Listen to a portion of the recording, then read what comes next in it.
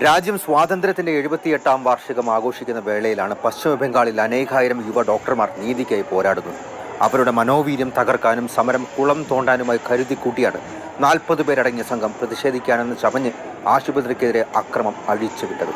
Trainee doctor അതിക്രൂരമായി ബലാത്സംഗത്തിനിരയായി കൊല്ലപ്പെട്ട കൊൽക്കത്തയിലെ ആർജിക്കർ മെഡിക്കൽ കോളേജ് ഭാഗികമായി അടിച്ചു തകർത്തു. ഔട്ട് പോസ്റ്റും റെസിഡന്റ് ഡോക്ടർമാരുടെ സമരപ്പന്തലും CCTV ക്യാമറകളും തകർക്കപ്പെട്ടു. കല്ലുകളും ഇരുമ്പ് ദണ്ടുകളും വടികളുമായി എത്തിയ അക്രമി സംഘം എമർജൻസി വാർഡിന്റെ ഒരു ഭാഗവും OP വിഭാഗവും നഴ്സിംഗ് സ്റ്റേഷനും മരുന്ന് സ്റ്റോറും തല്ലിപ്പൊളിച്ചു. സംഘത്തിലെ 9 പേരെയാണ് പോലീസ് ഇപ്പോൾ അറസ്റ്റ് ചെയ്തിരിക്കുന്നത്. ഇവരെ വിശദമായി ചോദ്യം ചെയ്ത് മറ്റുള്ളവരെയും പിടികൂടാനാണ് പോലീസിന്റെ ശ്രമം.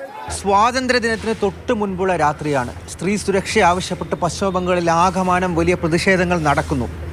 വനിതാ ഡോക്ടർമാരും നഴ്സുമാരും സമരങ്ങൾ സംഘടിപ്പിക്കുന്നതിനിടയിലാണ് അക്രമം നടന്ന ആശുപത്രിയിലേക്ക് രാത്രി 11:30 അക്രമി സംഘം എത്തുന്നത്. ഭയന്നോടിയ റെസിഡന്റ് ഡോക്ടർമാർ പലരും ബാത്റൂമുകളിലടക്കം ഒളിഞ്ഞാണ് അക്രമികളിൽ നിന്നും രക്ഷപ്പെട്ടത്. പലർക്കും മർദ്ദനമേറ്റു. ഇന്ന് Bengal governor CV Anand boss ആശുപത്രിയിലെത്തി സമരത്തിലുള്ള ഡോക്ടർമാരെ കണ്ടു. അവരുടെ ആവശ്യങ്ങൾ കേട്ടു. In the last few days is shocking, shattering, benumbing, deplorable.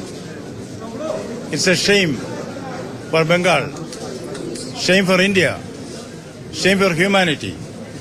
ആരോപണങ്ങളിൽ കുലുങ്ങി തൃണമൂൽ സർക്കാർ പ്രതിരോധത്തിലായിരിക്കെയാണ് രാത്രിയിലെ അനിഷ്ട സംഭവങ്ങൾ. മുഖ്യപ്രതി സഞ്ജയ് റോയുമായി ബന്ധമുള്ള ആളുകളാണ് ആക്രമണത്തിന് പിന്നിലെന്ന വലിയ ആരോപണം ഉയരുന്നു.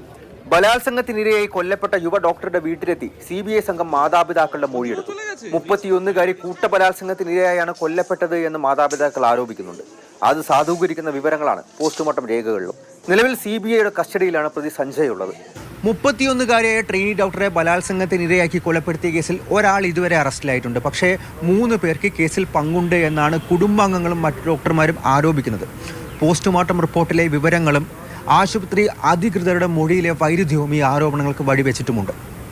അർജുൻ പീതാംബരൻ, മാതൃഭൂമി ന്യൂസ്.